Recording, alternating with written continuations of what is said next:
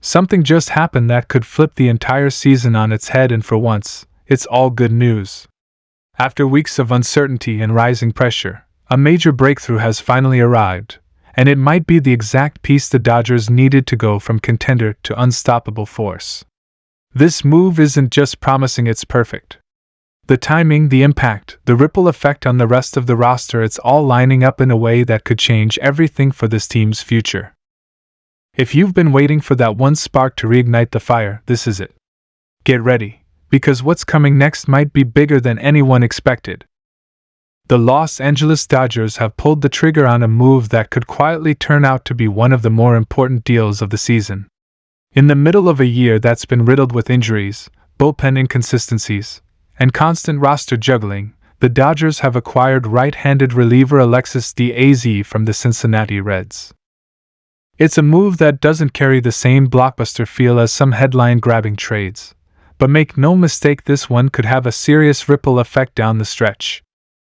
To get Diaz, the Dodgers gave up a minor league arm, Mike Villani, and made some room on the 40-man roster by transferring Evan Phillips to the 60-day injured list.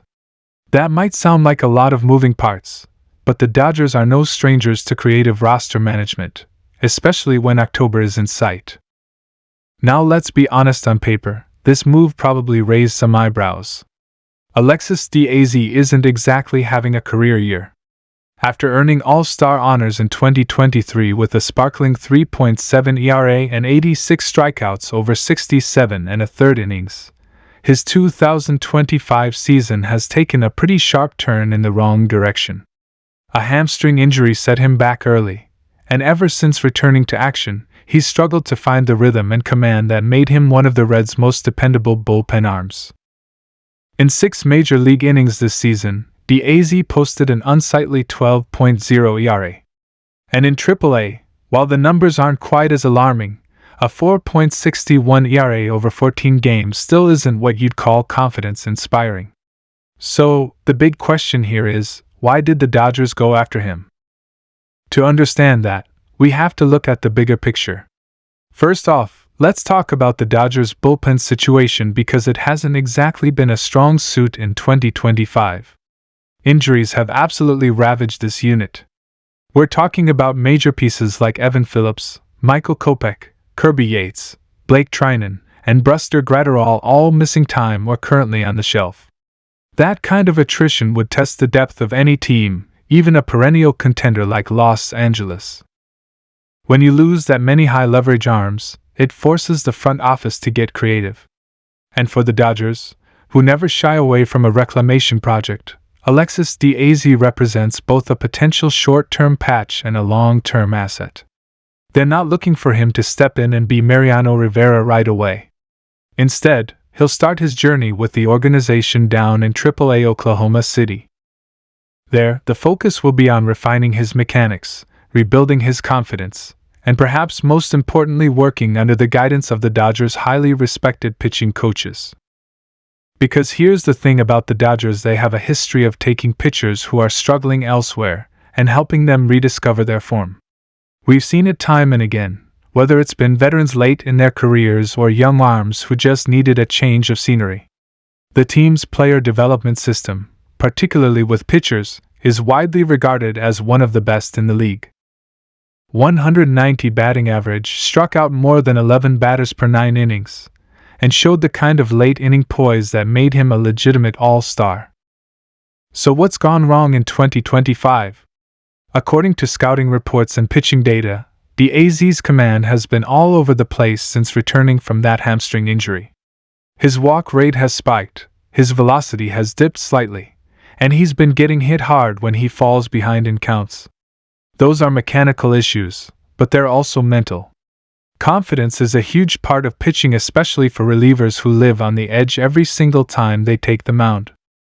The Dodgers are hoping that getting him away from the spotlight for a bit, letting him reset in a lower-pressure environment, and surrounding him with a top-tier coaching staff will make the difference. And if it works, the payoff could be huge. Just think about what it would mean for this team to get a healthy, locked-in Alexis Diaz heading into the late summer. Even if he's not closing games, Having another capable arm who can handle the 7th or 8th inning could be a game changer.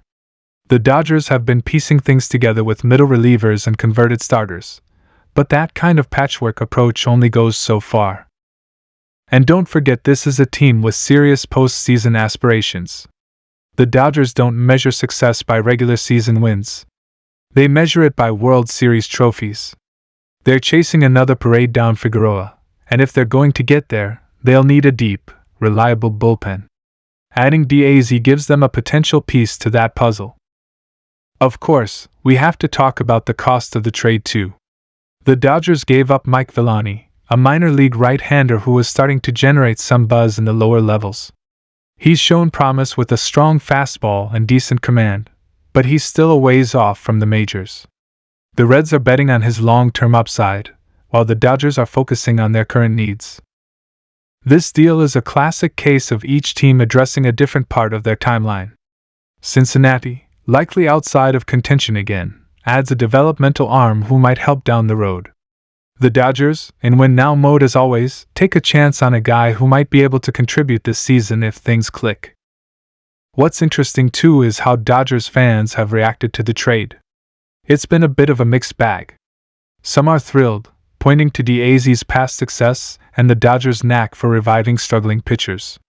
Others are skeptical, citing his ugly recent numbers and wondering why the team didn't go after a more proven, informed reliever. But ultimately, the front office has earned some benefit of the doubt when it comes to these kinds of moves. And then there's the bigger picture of how this trade fits into the Dodgers' overall bullpen strategy. It wouldn't be a surprise to see them make another move or two before the trade deadline, especially if Phillips and the others aren't progressing as quickly as hoped. But the Diaz trade is a sign that they're not waiting around. They're being proactive, even if it means taking a calculated risk. We also can't overlook the human element here. For Diaz, this is a fresh start. He spent his entire career in Cincinnati, where expectations were different and the spotlight wasn't nearly as intense. Now he's part of an organization that's been at the forefront of innovation and success in recent years. If there's any place for a struggling pitcher to turn things around, it's Los Angeles. If you enjoyed this video and want more in-depth breakdowns of trades, player moves, and everything happening around Major League Baseball, make sure to hit that like button, subscribe to the channel, and drop a comment with your thoughts on the Diaz trade. Do you think it was a smart move? Will he bounce back? Let us know what you think, and don't forget to share this video with your fellow baseball fans. Thanks for watching, and we'll catch you in the next one.